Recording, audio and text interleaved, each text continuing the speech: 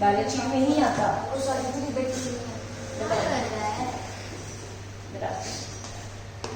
तो अभी हमने कौन से एक्सपेंसेस के बारे में डिस्कस किया। अगर ट्रेड एक्सपेंसेस लिखा होता या in general just telling you trade expenses trading account में नहीं क्लोज होते, ये जनरल बाइंग एंड सेलिंग के एक्सपेंसेस होते हैं and generally related with your PNL account. So trade expenses कौन हो गए, PNL, not trading account. Confuse मत हो जाना कि ट्रेड एक्सपेंस है तो ट्रेडिंग में डाल दो, no, PNL. Okay, general expenses पे हम लोग थे 25,000 को लिख दिया है। Next is your plant and machinery, asset है, सो 57,000 प्लांट एंड मशीनरी। इनपे भी डेप्रिसिएशन लगा ही हुआ है क्योंकि अंदर गिवन था ना, अगर इसकी अकाउंटिंग हो चुकी है। Plant and machinery land and building से ज्यादा लिक्विड है। हाँ, यस। अब गिवन है कैपिटल, कहां पे आती है कैपिटल, बैलेंस शीट में 2,50,000। इसको अभी मैं अंदर लिखूंगी बिकॉज इसमें अभी काटा पीटी बाकी है। सो 2,50,000 इनर कॉलम, ठीक है।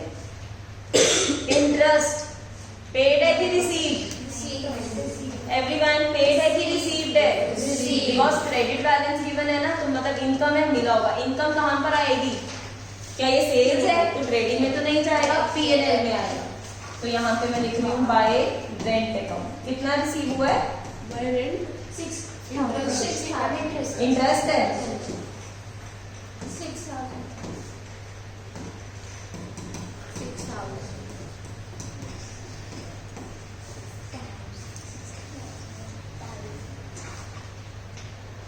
ओके। सन्ड्री क्रेडिटर्स लायबिलिटी दो बैलेंस शीट, गुड।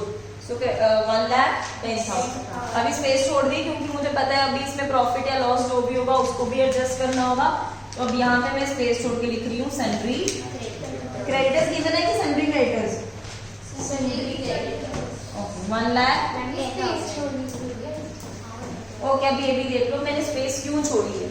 अभी कैपिटल लिखा, रिमेंबर हम जर्नल एंट्रीज पास कर रहे थे तो नेट प्रॉफिट आया था, आपने कहाँ पे डाला था उसको, कैपिटल में, because profits lead to increase in the capital. वो प्लस यहाँ पे करेंगे ना अगर प्रॉफिट होगा, इसलिए स्पेस छोड़ दीजिए बिकॉज अभी I don't know what is the result of PNL account. एक बार होने तो कंप्लीट, देन आपको सारी कहानी समझ में आ जाएगी, ठीक है। सेल्स 1,70,000, कुछ रिटर्न एंड ऑल नहीं है तो बाय सेल्स अकाउंट 1,70,000। फिर outside the trial balance given है प्रतिष्ठा की स्टॉक था 1,00,000। आउटसाइड द ट्रायल बैलेंस मतलब इसको नहीं स्टॉक मतलब काउंट किया गया तो उसको अपन स्टॉक अपना बनाएंगे। तो उसके लिए यहाँ पर भी लिखोगे बाय क्लोजिंग स्टॉक कितना, एंड कहाँ लिखेंगे, बैलेंस शीट में एसेट साइड क्लोजिंग स्टॉक, और you can simply write stock. Okay, Lakshita your question कि मैम अगर एक बाहर गिवन है तो आप उसको ट्रेडिंग में क्यों डाल रहे हो। एंट्री क्या होगी अगर एडजस्ट नहीं किया, अब करने जा रहे हैं क्लोजिंग स्टॉक को, so your entry will be to trading. तो क्लोजिंग स्टॉक टू ट्रेडिंग लिखा कि नहीं लिखा, तो ledger posting trading account credit हो रहा है कि नहीं, इसलिए credit side by closing stock. And वो मतलब क्रेडिट साइड आपने अकाउंट फॉर कर ली। डेबिट में क्या लिखा था, क्लोजिंग स्टॉक, वो डेबिट मतलब एसेट, उसको आपने बैलेंस शीट में शो कर दिया। सो इसको एडजस्ट करने की एंट्री क्या होती है, क्लोजिंग स्टॉक को closing stock account debited to trading account. अगर ये closing stock balance trial balance अंदर होता, अगर अंदर होता फिर तो एंट्री नहीं आनी थी। You should simply know stock carries debit balance, तो सीधा और सिर्फ बैलेंस शीट में तो ट्रेडिंग अकाउंट में आता है, आता ही नहीं, मतलब वो पहले भी किया हुआ है, सब कुछ हो चुका है। फिर ट्रेडिंग अकाउंट में सिर्फ सेल्स। हाँ, आया समझ में, लेकिन हर एक उसमें आपको ये गिवन नहीं होगी, ये वाली मतलब एडजस्टमेंट तो हर क्वेश्चन में कॉमन होगी क्लोजिंग स्टॉक पर। और कुछ बाकी है इस क्वेश्चन में करना, सब देखो टिक कर लिया। टिक वाली चीज is very very very important, because जो बच्चे मतलब फाइनल अकाउंट्स बनाना देखो सब सीख जाते हैं, गलती काम करते हैं सारा कुछ तो डाल दिया फिर भी आंसर मैच नहीं कर रहा, क्योंकि टिक किया नहीं होता, सब कुछ नहीं कर रहा होता। कुछ ना कुछ रह जाता है। ठीक है, आई बात समझ में? ओके, इधर कुछ डालना बाकी है, सब बोर्ड पे देखेंगे, कोई नहीं लिखेगा साथ साथ, सिर्फ बोर्ड पे देखेंगे सब। Wait for 5 minutes. इधर देखो सब, इसमें कुछ डालना और बाकी है कि सब पे टिक लग गया है? एडजस्टमेंट पे भी टिक लग गया, स्टॉक को भी हमने इंक्लूड कर दिया, that means this is done. इसमें कुछ डालना बाकी है? कुछ भी नहीं। तो सबसे पहले लेकिन सीक्वेंस में क्लोज करना स्टार्ट करेंगे, तो इसको क्लोज करेंगे 2 lakhs. अब पता चल रहा है कि इसका टोटल बन रहा है 180, इसका 270। This is figure 2,70,000। 2,70,000 प्लीज कोई नहीं लिखेगा, सिर्फ प्लीज मत लिखो प्लीज। 270 270 180 माइनस किया इसमें से 90,000। इसलिए बोल रही थी क्योंकि लंबी वो पूरी लिस्ट बन जाती है, ढंग से लिखना कि टाइम वेस्ट ना हो। कितना आएगा माइनस करने?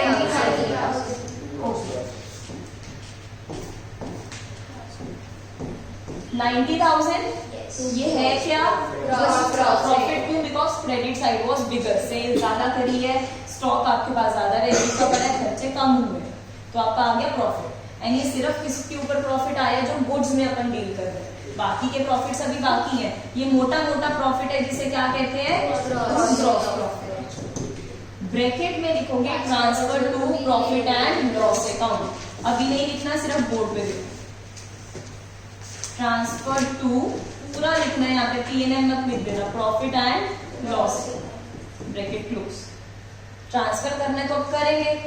इसका प्रॉफिट का बैलेंस क्या है? क्रेडिट, वैसे भी क्रेडिट बैलेंस है बिकॉज क्रेडिट साइड वाज बिगर, लेकिन जब आपने इसको ट्रांसफर करना है दैट मींस इसको खुद को क्लोज कर रहे हो, पर इसका क्रेडिट वाला जो प्रॉफिट है वो किसी और अकाउंट में शिफ्ट कर रहे हो, दैट मींस वो जिसमें अपन शिफ्ट करें वो क्रेडिट हो जाएगा।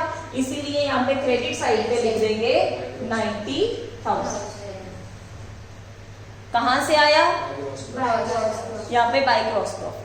क्या आया यहाँ पे? ग्रॉस प्रॉफिट जो आपने खोला है यहाँ पे अकाउंट, इसको क्लोज करोगे। क्लोज करने के लिए क्या लिखोगे? By gross profit.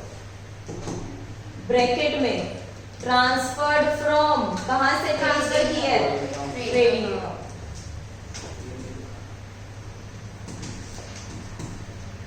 अभी देखो लक्षिता, वेट, जीपी आया, लेकिन इन कंटिन्यूएशन पूरा हिसाब किताब अभी बाकी है। जीपी के बाद इसको इधर ट्रांसफर करना होता है। सो अगर कोई इधर है तो वो सारा इधर आ जाएगा, अगर कुछ इधर आया होता तो वो अदर साइड पे चला जाता, बिकॉज बैलेंस शिफ्ट हो रहा है। तो बैलेंस वो वाला इधर ट्रांसफर कर दिया तो क्रेडिट इधर वाला यहाँ पर आ गया। 98,6,000 की अदर इनकम जो भी होनी थी वो भी नोट कर ली, ये बाकी के खर्चे भी नोट कर लिए। सो ग्रॉस प्रॉफिट प्लस, अब इसमें से we are directly reaching the net profit, that means non operating income भी ऐड कर दी, माइनस क्या कर रहे हो? सारे non operating and operating expenses जितने भी थे, ठीक है, सब कुछ माइनस कर रहे हो।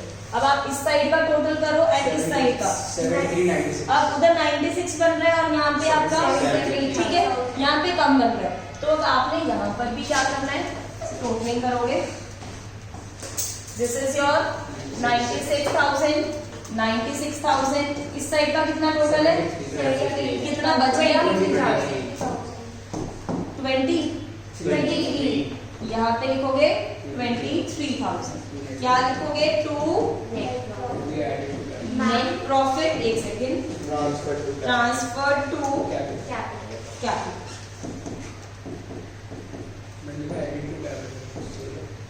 ट्रांसफर लिखो। हाँ जी, क्या वो ये नेट प्रॉफिट का ऑर्डर जो बैलेंस है वो क्रेडिट है, बस जब हम इसको इसकी P&L की डेबिट साइड पे डालता है तो P&L डेबिट हो जाएगा, और वो डेबिट है वो तो लॉस है। नहीं, ये जो हमने लिखा है ये बैलेंसिंग कर रही है कि हमने पोस्टिंग करी है? So there is a difference. अगर मैं 2 बैड डेट्स कर रही हूँ तो P&L डेबिट हो रहा है, आई बात समझ में? लेकिन जब मैं यहाँ पे 2 नेट प्रॉफिट जो बैलेंसिंग फिगर लिख रही हूँ, P&L डेबिट नहीं हो रहा। एक्चुअल में लिखा आप डेबिट साइड पर हो, बट बैलेंस कौन सा है? डेबिट बैलेंस की credit balance? It's a credit balance. Credit side में कुछ एक्सेस में था, आपने उसको क्या किया, क्योंकि क्रेडिट साइड इज 96,000, ये आपका 70 कितना था? 73। कहाँ 96, कहाँ 73? इसको बैलेंस करने के लिए कितनी अमाउंट चाहिए थी? 23। तो आपने 23 लिखा, तो लिखा आपने डेबिट साइड पे, लेकिन बैलेंस कहाँ से आया? 23। आसमान से तो नहीं टपका, इधर एक्स्ट्रा था, वो एक्स्ट्रा हमने यहाँ लिखा। So it is your credit balance which you are writing on the debit side to fulfill this side, to complete या to balance both the sides. तो यहाँ पे लिखा, एंड वैसे भी हमेशा ना चेक किया करो ये क्या है, 2 मतलब क्रेडिट प्लस बेसिक फंडा, जिस साइड का टोटल बड़ा होता है उस साइड का बैलेंस, तो ये क्रेडिट बैलेंस। नेट प्रॉफिट अब खत्म करोगे, अब यहाँ पे देखो ये किया, यही ब्लू वाली फिगर आपने प्लस कर देनी है सीधा बैलेंस शीट में। नेट प्रॉफिट कितना, नेट प्रॉफिट था 23,000, ये माइनस करना था ऊपर वाला पार्ट आपने, प्लस 23 करना था। अब आप यहाँ पे सिंगल लाइन मारोगे, अब इसके सामने फाइनल फिगर लिखोगे। सो 250 प्लस 23 273, 273 माइनस 20 253, तो 2,53,000। तो समझ में आ रहा है कि हम लोग क्लोजिंग सबकी एक साथ ही करते हैं इन सीक्वेंस, साइमल्टेनियसली सारी एंट्रीज डालेंगे, बिकॉज ये अकाउंट किसके ऊपर डिपेंड कर रहा है, इसकी क्लोजिंग के ऊपर, बिकॉज अभी ऊपर से जीपी या क्रॉस लॉस आना होता है। फिर उसके बाद ये यहाँ पे रिजल्ट या तो नेट प्रॉफिट या नेट लॉस, इसका रिजल्ट बैलेंस शीट में कैपिटल में डालना। ठीक है, ओके, और कुछ बाकी इसमें डालना?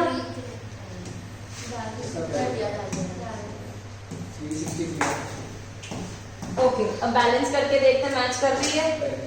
दिस इज 363 एंड यहाँ पे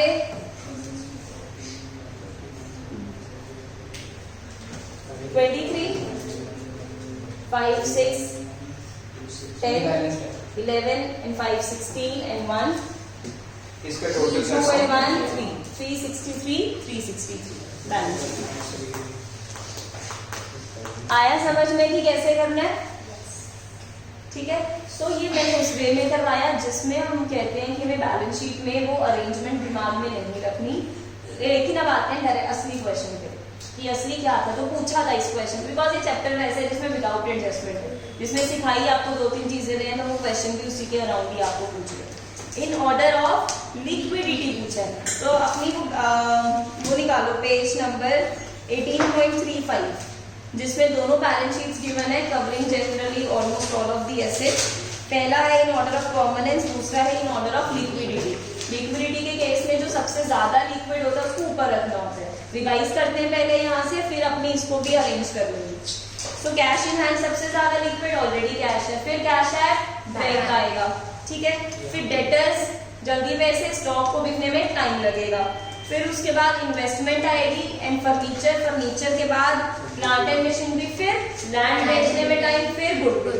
अब इस पर आ जाओ, अगर लिखना होता इसको भी, अगर इसको भी लिखना होता इन ऑर्डर ऑफ लिक्विडिटी, सबसे पहले क्या लिखा जाता? Cash in hand.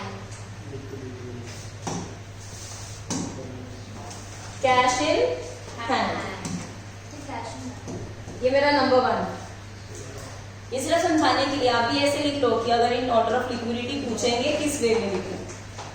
Cash in hand, फिर नंबर 2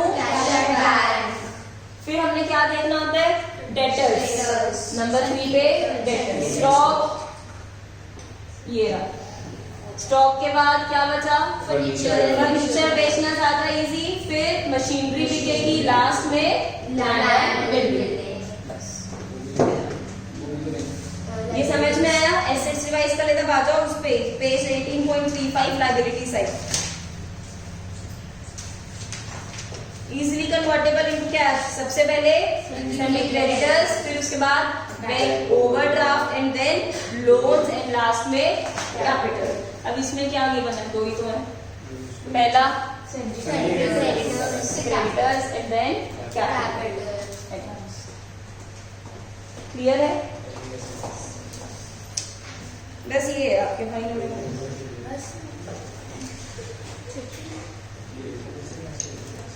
नाउ इलस्ट्रेशन 21, टाइम कितना हुआ है? 12 पड़ा है बहुत टाइम। इलस्ट्रेशन 21 फॉर्मेट बनाओ। अब इसमें मैं आपको बता रही हूँ, इसमें अलग अलग बना रहा है, एक मैं अलग अलग वाला बता दूँ। ट्रेडिंग अकाउंट अलग, P&L अलग। फॉरेक्ट है यहाँ पे डिवाइड है, कुछ सबसे ये भी ना फिर एनुअल में अलग नहीं बनाते हैं, बात ये तो वैसे ये भी है, लेकिन बैलेंस शीट बनानी है। बताओ। खुद एक बार ट्राई पूरा कर। चलो जैसे मर्जी करो, एक बार ट्राई करना इलस्ट्रेशन 21। हाँ, बाद में ऑर्डर में अरेंज करना, पहले ऐसे ही डालते जाओ जैसे जैसे।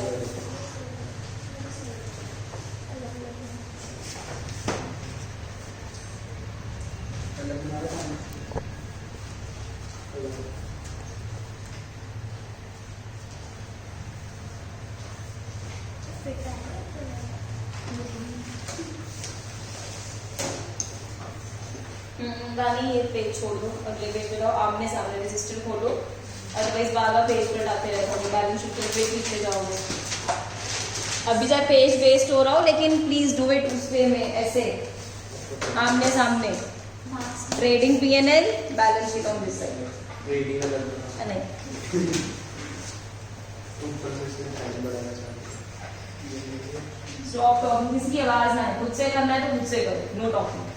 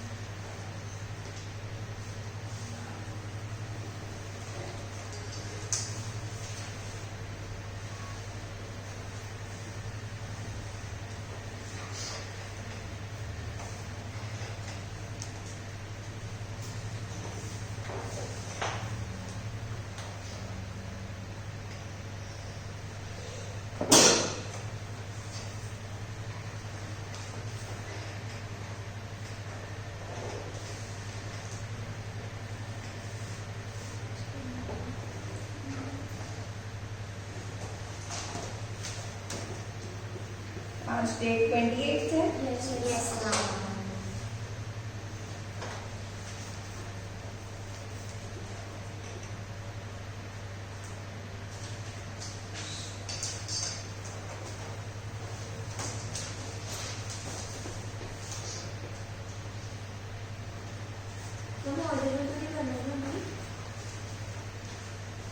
एक सेकंड, नहीं लास्ट में अरेंज कर देना उनको। जो डिस्काउंट वाला था बेशक रिसीव किया और पेमेंट नहीं करता। हाँ हाँ, डिस्काउंट अलाउ कर रहे हो, खर्चा है तो डेबिट साइड पे क्लोज करोगे, एंड अगर रिसीव कर रहे हो तो इनकम है आपकी, प्रॉफिट हुआ था तो क्रेडिट साइड पे लिखो। रेटिंग में आएगा। हाँ रेटिंग में आएगा। हाँ हाँ, लेकिन अगेन इसमें अपने को कुछ अलग करने की जरूरत ही नहीं है, P&L में सब कंबाइंड है, ऑपरेटिंग नॉन ऑपरेटिंग एवरीथिंग। हाँ हाँ यस।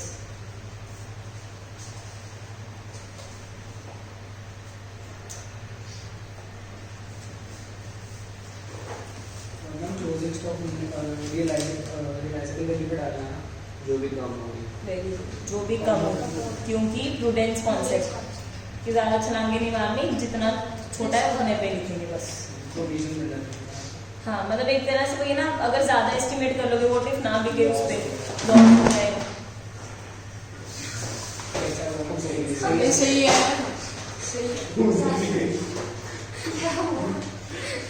प्रूविंग मनी राइट है ना।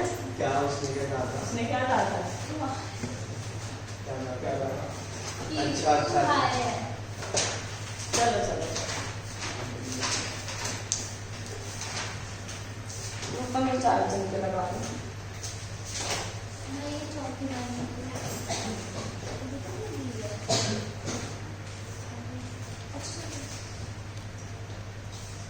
और मैंने क्या बोला है, एक साथ सब बनाओ, फॉर्मेट कंप्लीट करो, ये नहीं पहले ट्रेडिंग खत्म करने लगा हुआ है। तीनों एक साथ, तीनों एक साथ। अब क्या कर रहे हो, मैंने क्रॉस मार देना पूरे पेज पे। एक डाउट है, पेपर में अब ऐसे थोड़ी करेंगे कि बैलेंस शीट बना के बाद में 1 2 3 लिखेंगे। पेपर वही बोल रही हूँ, पेपर में नहीं पूछना उन्होंने, ऑर्डर नहीं पूछना, पूछना ही नहीं, वो सिर्फ इस चैप्टर में पूछ रहे हैं क्योंकि इस चैप्टर में टॉपिक है। तो सिखा मैं आपको लास्ट में दे रही हूँ कि कॉन्सेप्ट के लिए अगर पूछेंगे ये ऑर्डर बनता होता है। तीनों सारी चीजें एक साथ, ट्रेडिंग P&L बैलेंस शीट तीनों एक साथ बनाओ।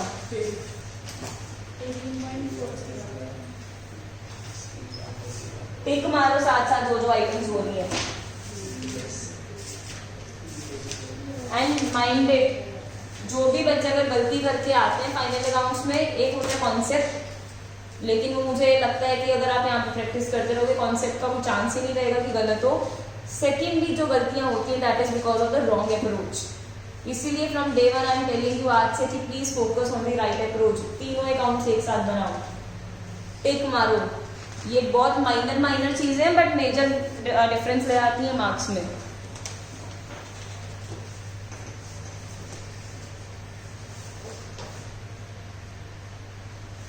डिस्काउंट ऑफ तो पीएनएल होगा ना। हाँ जी हाँ जी, डिस्काउंट अलाउड आपका एक्सपेंस है तो पीएनएल में इनडायरेक्ट है।